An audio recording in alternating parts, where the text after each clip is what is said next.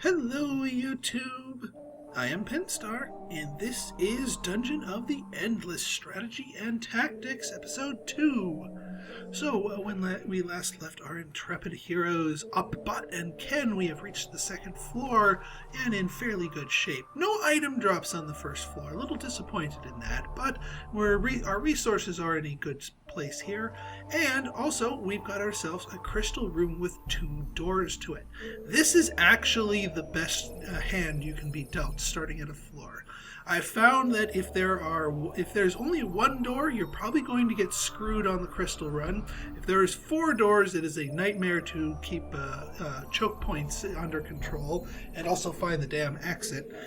With 2 doors, you are likely to have a halfway decent crystal run while still being able to maximize your choke points. So this is a good sign here for our run here with the 2 doors. That being said, there's no guarantees.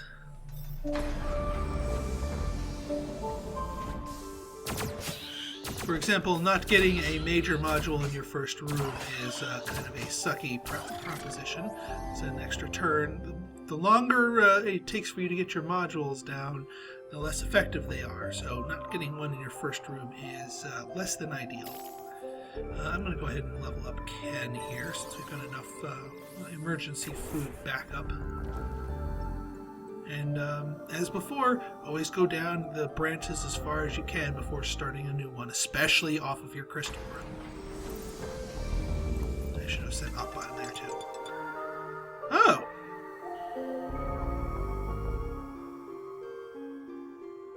Well then, that was an ill-timed expenditure of my resources. Yeah, we'll get you, Gork. Let's light the room. And luckily, even though he's standing on it, he does not occupy the slot here. So we're going to throw down some industry generator, like so. Now, I could have Opbot sit in this room and operate it, but this room isn't really useful as a choke point, honestly speaking. So, because there's going to be no monsters coming from here, so all the monsters are going to be coming off of this door. So ideally what we want to find is a major module slot here that we're going to park Opbot, so we can operate the module and serve as a line of defense. That being said, we don't know if our next room is going to contain another major module slot, so having him start operating for a turn or 2 might be a way to hedge our bets. And Ken's got this Shadow Shellfish, so he should be able to take a spawn by himself if necessary.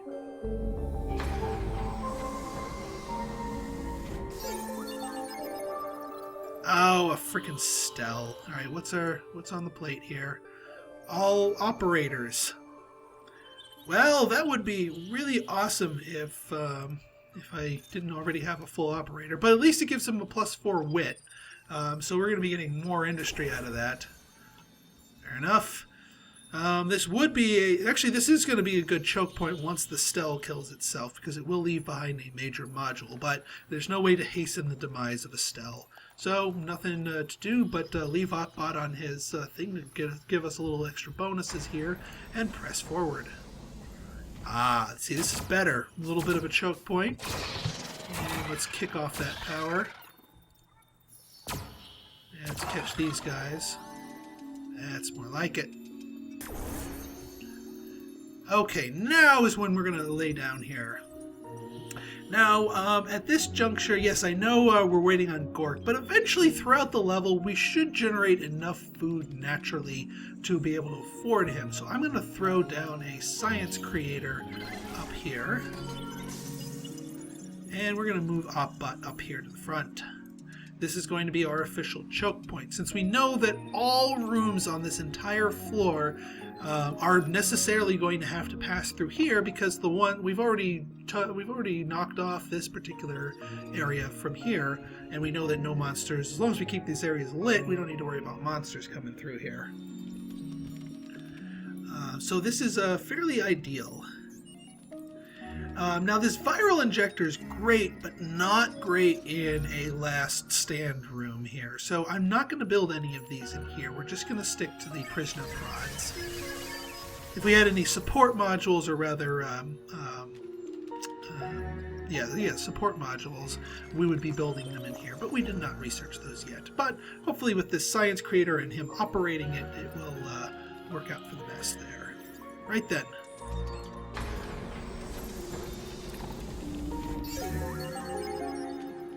Oh, and there's our research crystal. Alright, what do we got here? Ew. Not really liking these choices, but I guess of all the things being presented to us, the suppressive firebot probably going to be our support module of choice. Oh, and we're one science off of it, but we will get more next time. Oh yeah, don't have enough for that. Oh, it sounds like the Stell crumbled.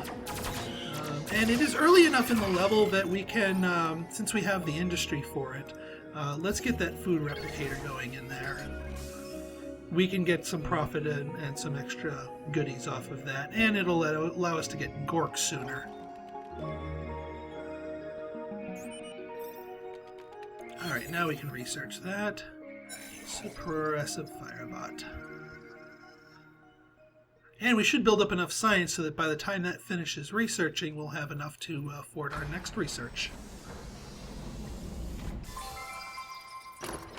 Alright, good. Some more dust and a much-needed item. What do we got here? Ooh, happy pills. Alright, let's see.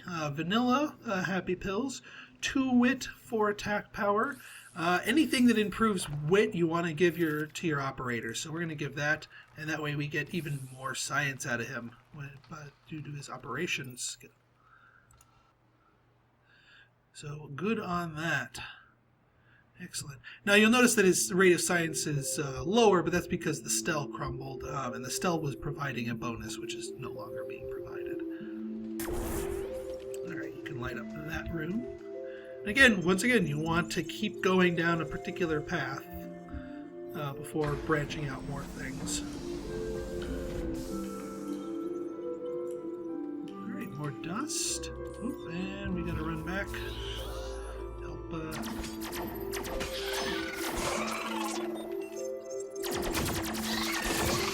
Alright, good to get some dust from monster spawns. Yeah, monster spawns are not always bad if you get them in tight quarters here. Go.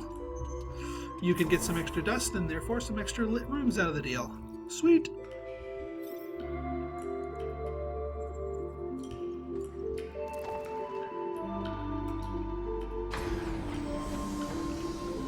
Boy, I really hope I don't find the exit at the end of this line here. Alright, well, we got a merchant. Also, when you find a merchant, that means that you, whenever you find a merchant or find a character that might be recruited, you will never get monster spawns during that turn. So you can rest easy. Alright, let's see what you're selling. Alright, you're selling for industry, not bad. Rice wind, nice. Ooh, hand vacuum, not bad. Battlefield injector, not bad. So yeah, some good stuff all around. Rice wind, that's going to be something good to give to Gork. And since we're going to be picking up Gork pretty soon, mouse pick, defense. Yeah, always good to start with the weaponry first. And we can come back to this guy for more stuff. We don't need that 6 gun. But speaking of Gork, let's go recruit him. We should have enough stuff. Also, we can also spend our science here, since we just finished the suppressive firebot. Ooh, science creator 2. Yeah, that's going to be worth waiting the extra turn to build that up.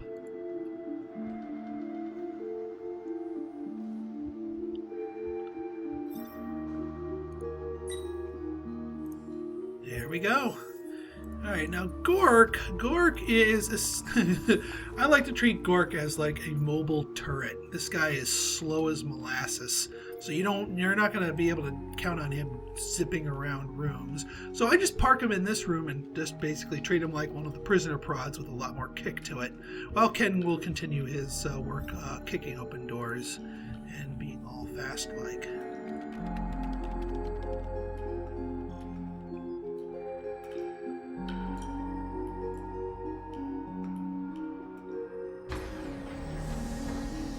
Alright, good. Well, hang on. No exit, no... Oh, god damn it, it is the exit. That's going to be a really awful crystal run. I can tell you that right now. That is going to be a painful one. I better get more dust drops or this is going to suck. I need 1, 2, 3, 4 more, 40 more dust in order to make the crystal run not suck more. But at least we have Gork, and Gork can make the dust run a little bit less sucky by being sort of a point man. But in cases where you do not have enough dust to make your way all the way over here, it is always good to kick open all of the doors on the level to try and maximize the chances of you getting a dust drop.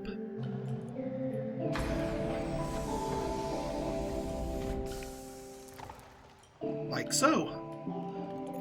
Alright, we're getting some dark room enemy spawns here, so let's no reason to keep them fight them solo since we've got all of these going on here.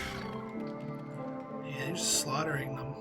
It's actually good that they're all coming from different distances, because that means the waves arrive at different rates, and therefore they can more easily focus fire the guys down and not get overwhelmed.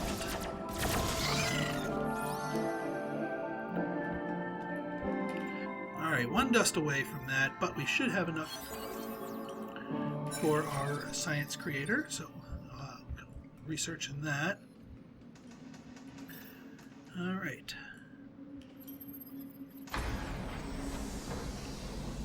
Alright, not quite a dead end over there, but some extra food, that's always handy. And more spawns, so let's consolidate once again. We should get at least 1 dust drop off of a 2-wave spawn here.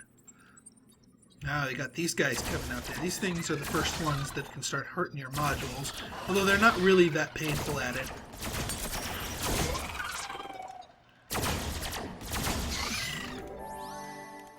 And luckily Upbot gets repaired nice and early, so a little minor damage to the modules here, not a problem. And we got our single dust drop there, so that works out nicely. Now in terms of determining what angle you want to, which of these rooms we're going to want to light up, my personal opinion is you want them coming from as varied of different locations as possible. So I'm going to light up this room. In this case, it's kind of 6 of one, half dozen of the other, but it's still a good methodology to do later on when you start putting minor modules in every room you light. But you don't want to start doing that until much later. In the meantime, save your industry, especially when your industry creator is still only level 1.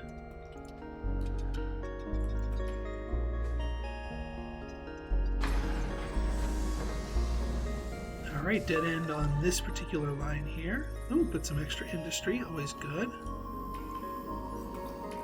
Speaking of extra industry, let's go talk to Mr. Merchantman since he's still alive and see what else we can afford and what might be worth it. Now the battlefield injector, this is kind of a weird one because usually those who want wit don't need the speed, so I'm going to save my resources on that one. The hand vacuum would be great for Ken, but it's expensive. That being said,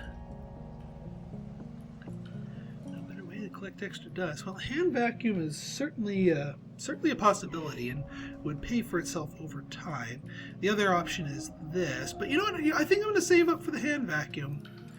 Now, the one thing you want to be very careful of is that you don't want to deplete your industry too much before going to the next floor. So I might not actually end up buying that hand vacuum because I value having a large industry pool going to the next floor more.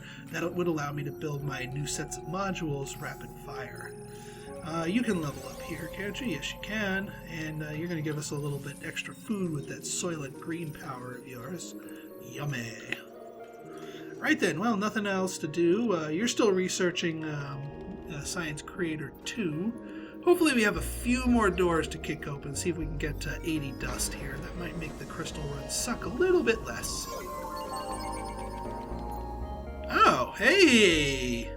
Look at that. Lots of science and 2 free crystals, and they're probably going to They're probably going to auto-complete pretty soon, since I have a feeling we're getting close to opening the last door on this level. So bonus to that.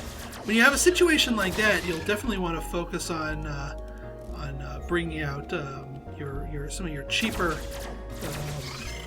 technologies if they are offered. All right, so let's see what is being offered here. Well, I hate starting a whole bunch of different level 1s. You usually want to prioritize increasing the level of an existing module rather than starting a new one. But I don't want to burn the 10. And the Teslas are legitimately useful later on, so I am going to take the Teslas here. Give me something level 2. Science Creator. Well, I'm not going to be able to research it yet, but I am going to hold on to it until I can. The nice thing is, if you run into a research offering here, but you can't afford it, and you probably won't be able to afford it before you finish the level, don't worry about it. This offering, the next time you find another crystal on the next floor, this is going to be the exact offering you get. So you can continue saving up your science and buy that upgrade later, which is certainly what we're going to be doing with Science Creator 3. Pretty good that we're getting Science Creator 3. Wish I would get Industry Creator upgrades. Those are usually pretty handy to have. More so than the Science Creator, but we'll take what I can get.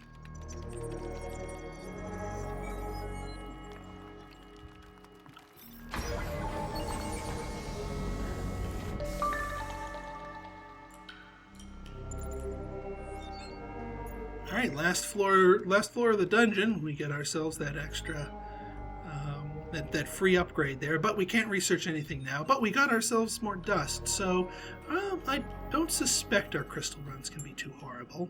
We can light up that room.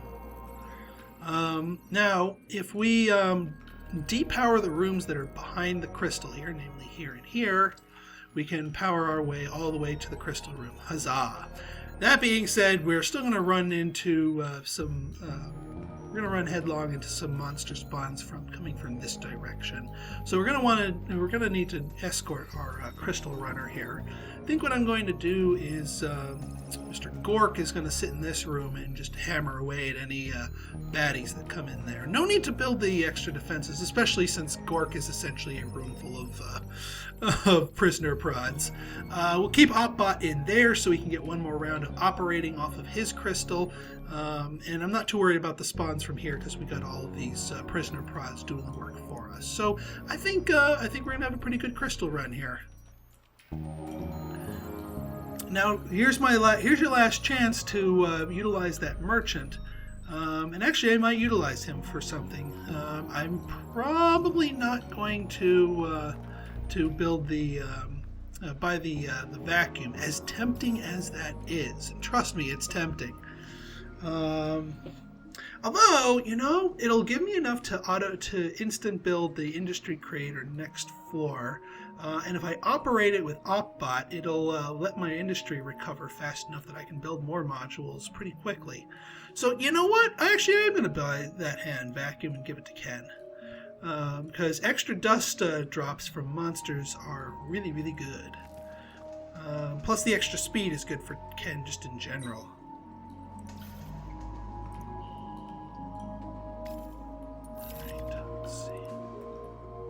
Vacuum, dust loot probability for monsters plus 12.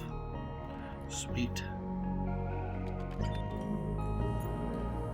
Alright, Ken, get your slightly faster butt over to the crystal room, and let's do us a crystal run.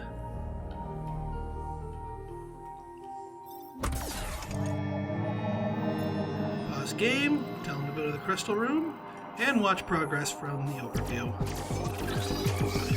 Alright, got a quick spawn there. Still not too bad.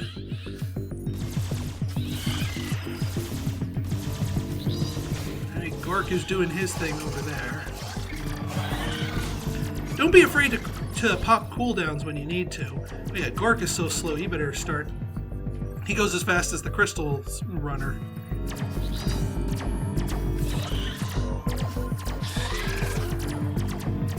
Come on, Gork.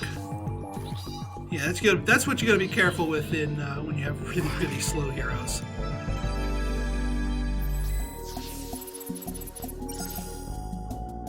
All right, not too bad. We have exactly 20 industry, so much lower than I would normally leave the floor with, but still pretty good. You do not want to leave a floor with less than 20, though. Do not leave a floor with less than 20, because that will delay you building that first industry creator, and that will just delay all the other modules that you're going to be building on that floor. So 20 is pretty much the minimum you want to work with.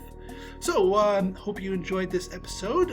Coming up next, floor number 3. So if you like this video and you want to see more, hit that like button, hit that subscribe button, and leave me a comment, good, bad, or indifferent. If you agree with or disagree with some of my strategic decisions, I want to know about it. I want to hear your feedback, and I definitely like strategic debates in the comments section, so don't be shy. So until next time, this has been Pinstar, signing out. See ya!